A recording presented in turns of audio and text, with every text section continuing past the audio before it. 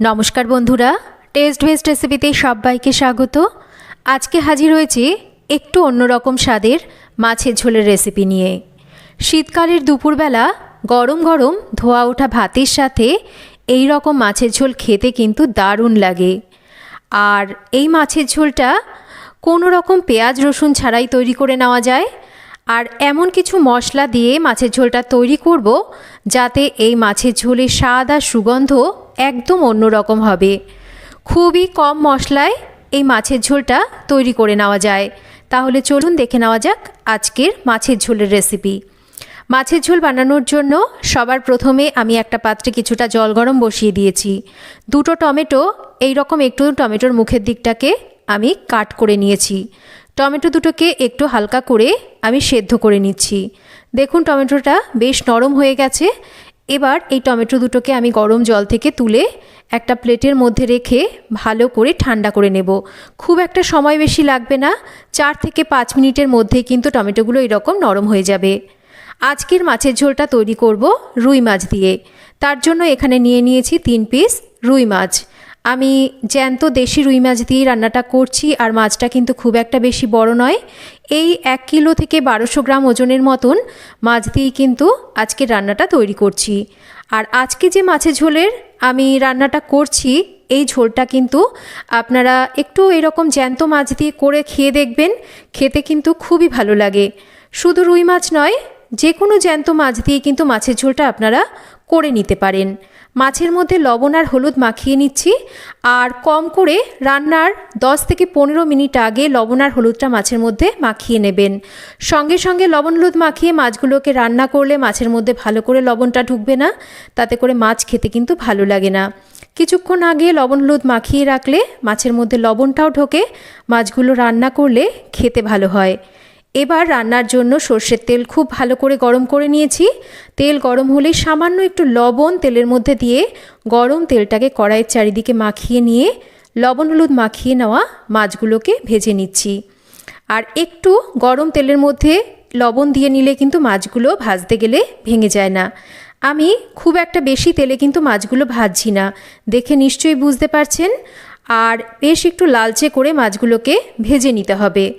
আমি দুটো মাছ আগে দিয়েছিলাম, সেই মাছ দুটো ভাজা হয়ে গেছে। পরে যে মাছটা দিয়েছি সেটা কিন্তু ভালো করে ভেজে তুলে নিচ্ছি। এবার এই তেলের মধ্যে বেশ কয়েকটা বড়ি ভেজে তুলে নেব।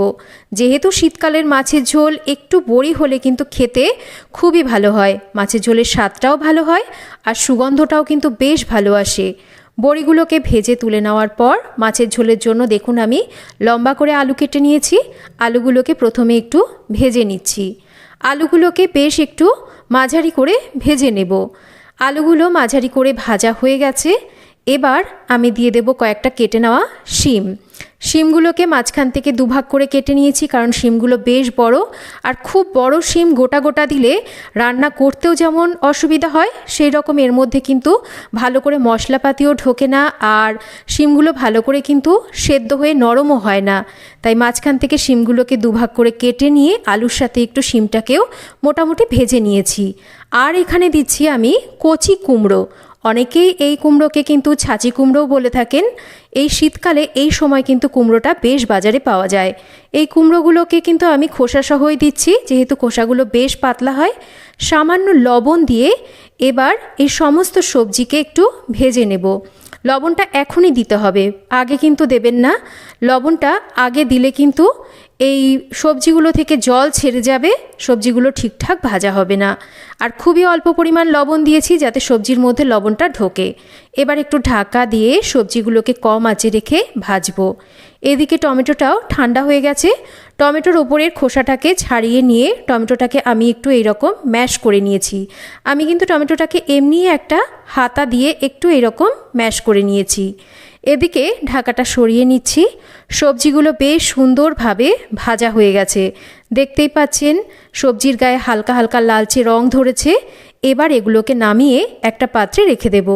রান্নার জন্য কড়াইতে আরও 2 টেবিল চামচ তেল দিচ্ছি। খুব বেশি তেল কিন্তু দিচ্ছি না। তেলটা গরম হলে আমি বেশ খানিকটা গোটা জিরে ফোড়নে দিচ্ছি। জিরের পরিমাণটা কিন্তু একটু বেশি দিয়েছি। তার সাথে দিচ্ছি একটা তেজপাতা আর দিচ্ছি 2টো শুকনো লঙ্কা, একটু ছোট ছোট টুকরো করে দিচ্ছি। এবার এই শুকনো লঙ্কা, তেজপাতা আর জিরেটাকে ভালো করে একটু ভেজে নেব, যতক্ষণ না এর থেকে সুন্দর একটা ভাজা সুগন্ধ বের হচ্ছে। মশলাটা ভাজা হয়ে গেছে। এবার এই ফোড়ন থেকে আমি অর্ধেকটা ফোড়ন কিন্তু তুলে একটা সাইড করে একটা পাত্রের মধ্যে রেখে দেব। দেখুন, ঠিক এই রকম করে ফোড়নটাকে ভেজে নিতে হবে আর ফোড়নটাকে একটা সাইডে তুলে রেখে দিচ্ছি। এবার এর মধ্যে টমেটোটাকে দিয়ে দেব এখানে 3 থেকে 4টে চিড়ে নেওয়া কাঁচা লঙ্কা। এবার টমেটোটাকে একটু ভালো করে নাড়াচাড়া করে রান্না করে নেব, যতক্ষণ না টমেটোটা পুরোপুরি গলে যাচ্ছে। টমেটো বেশ গলে গেছে। এবার এর মধ্যে দিয়ে দেব একটু আদা বাটা। এবার এই আদা বাটাকেও কিন্তু টমেটোর সাথে ভালো করে একটু কষিয়ে নেব, কাঁচা গন্ধ চলে যাওয়া অবধি। খুব ভালো করে আদা বাটার কাঁচা গন্ধ চলে গেলে দিয়ে দেব এখানে ঝালের জন্য লঙ্কার গুঁড়ো, তার সাথেই দেব 1/2 চামচ ধনের গুঁড়ো, 1/2 চামচ জিরের গুঁড়ো আর পরিমাণ মতন হলুদ, স্বাদ মতন লবণটাকেও এই সময় দিয়ে দেব। সামান্য করে একটু জল দিয়ে এবার এই মশলাটাকে আমাদের খুব ভালো করে কষিয়ে নিতে হবে। মশলা ভালো করে কিন্তু আমাদের অবশ্যই একটু সময় ধরে কষাতে হবে, যাতে মশলার কাঁচা গন্ধ না করে। দেখুন, মশলা কষাতে কষাতে তেলটা একদম ছেড়ে গেছে। আগে থেকে ভেজে নেওয়া সবজিগুলোকে দিয়ে এবার সবজিগুলোকেও কিন্তু মশলার সাথে খুব ভালো করে একটু কষিয়ে নেব। রান্নাটা এই রকম অল্প তেল মশলায় করতে হলে একটু সময় ধরে, ধৈর্য ধরে ঠিক এইভাবে করবেন। দেখবেন এই মাছের ঝোলটা খেতে কিন্তু অমৃত সমান লাগে। খুব ভালো করে মশলার সাথে সবজিকেও কিন্তু আমি বেশ কিছুক্ষণ সময় ধরে কষিয়ে নিয়েছি। কষাতে কষাতেই কিন্তু সবজি 90% মতন সেদ্ধ হয়ে গেছে। এবার ঝোলের জন্য এর মধ্যে দিয়ে দেব গরম জল। গরম জল দিলে রান্নাটা তাড়াতাড়িও হবে আর স্বাদটাও ভালো আসবে। সমস্ত কিছুকে মিশিয়ে নিচ্ছি আর গ্যাসের ফ্লেমটাকে কিন্তু এই সময় আমরা মিডিয়ামে রাখবো। ঢাকা দিয়ে রান্না করার দরকার নেই, কারণ সবজি কিন্তু মোটামুটি এখানে 90% সেদ্ধ হয়ে গেছে। তাই এই সময় আমরা ভেজে নেওয়া বড়িগুলোকেও দেব, কারণ বড়িগুলোও একটু জাল খেয়ে বেশ একটু ফুলে বড় বড় হবে। এবার মাঝারি আঁচে রেখে মাছের ঝোলটাকে বেশ কিছুক্ষণ রান্না করে নিয়েছি। সবজিগুলো কিন্তু একদম পুরোপুরি সেদ্ধ হয়ে গেছে। একটু চেক করে দেখে নিচ্ছি। দেখুন, সমস্ত সবজি কিন্তু সুন্দরভাবে সেদ্ধ হয়ে গেছে। এবার এর মধ্যে আমি ভেজে নেওয়া মাছগুলোকে এক এক করে দিয়ে দেব। তো সমস্ত ভেজে নেওয়া মাছগুলোকে আমি ঝোলের মধ্যে দিয়ে দিচ্ছি। আর মাছগুলোকে ঝোলের মধ্যে দেওয়ার পর আরও কিন্তু মিনিট 4-5 আমি মাছের ঝোলটাকে ভালো করে মাঝারি আঁচে রেখে রান্না করে নেব, যাতে করে মাছগুলো ভালো করে একটু ঝোলের সাথে ফোটে, ঝোলের স্বাদটা ভালো আসে। মাছগুলোকে আমি ভালো করে এই রকম 4 থেকে 5 মিনিট রান্না করে নিয়েছি। যে আমি ফোড়ন থেকে কিছুটা ফোড়ন তুলে রেখেছিলাম, সেই ফোড়নটাকে কিন্তু আমি মশলাটাকে একটু জল দিয়ে বেটে নিয়েছি। এবার এই ভাজা যে জিরে, শুকনো লঙ্কা, তেজপাতা, সেই মশলাটাকে আমি দিয়ে দিচ্ছি। এবার এই মাছের ঝোলকে কিন্তু আর বেশিক্ষণ রান্না করা যাবে না। আর মিনিট খানেক একটু মাছের ঝোলটাকে ফুটিয়ে নেওয়ার পর গ্যাসের ফ্লেমটাকে বন্ধ করে দিয়ে কিছুক্ষণ এটাকে ঢাকা দিয়ে রাখতে হবে। তাহলে এই যে ভাজা যে মশলার গন্ধটা, এটা মাছের ঝোলের মধ্যে খুব সুন্দরভাবে চলে আসবে আর এই মাছের ঝোলের সুগন্ধ আর স্বাদ কিন্তু অনেক গুণে বেড়ে যাবে। দেখুন, মাছের ঝোল আমার একদম তৈরি হয়ে গেছে।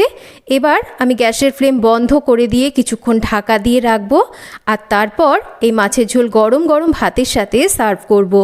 আপনারা এই শীতে অবশ্যই এইভাবে একবার মাছের ঝোল বানিয়ে খেতে পারেন। একবার যদি এই মাছের ঝোল এইভাবে বানিয়ে খান, তাহলে প্রতিদিন কিন্তু এই মাছের ঝোল বানিয়ে খেতে ইচ্ছা করবে। তো কেমন লাগলো আজকের এই খুবই কম মশলায় মাছের ঝোলের রেসিপি, একটা কমেন্ট করে জানাবেন। যদি রেসিপি ভালো লেগে থাকে তাহলে একটা লাইক করবেন, রেসিপিটা শেয়ার করবেন। চ্যানেল সাবস্ক্রাইব করা না থাকলে সাবস্ক্রাইব করবেন। সবাই ভালো থাকবেন।